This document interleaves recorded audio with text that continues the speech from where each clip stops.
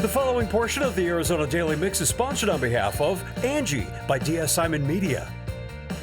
Spring is here, and it is the perfect time to tackle some essential home maintenance tasks. Earlier this week, Brad talked with the co-founder of Angi, Angie Hicks, to get some expert tips to set your home up for success. Good morning, Angie. How are you? I'm great. Thanks for having me. Well, that big smile only means one thing, and that is it's springtime, and that Finally, yay! and that means something that everyone needs to start looking at, and that is our homes. So what are some things homeowners should think about as we get into spring? Well, the first thing you want to do is give your air conditioner a little TLC. So have it tuned up before we get into the heat of the summer here, because that's going to help your air conditioner run more efficiently, which will save you money on your utility bills every month and hopefully prevent your air conditioner from going kaput in the middle of the heat wave this summer. Yeah, I think a lot of people forget about doing that. Yes, there's nothing more miserable than being, the hottest day of the year and the air conditioner's not working. Yeah.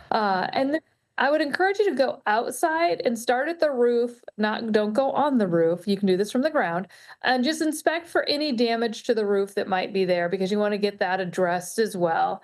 And then, make sure that your gutters are in good condition, and also check your outdoor faucets, make sure you don't have any leaks, and that your hoses look good too.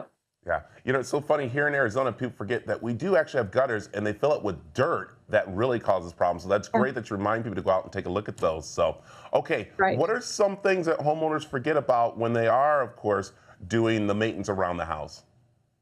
Yeah, when you're doing that walk around your house, do one lap to look at the roof, do a second lap to look at the foundation. And you want to look for any cracks, even if they're small, because that could be a sign that you've got some problems. You want to hire a pro to address those cracks before they get too big, because a foundation problem is something you want to avoid.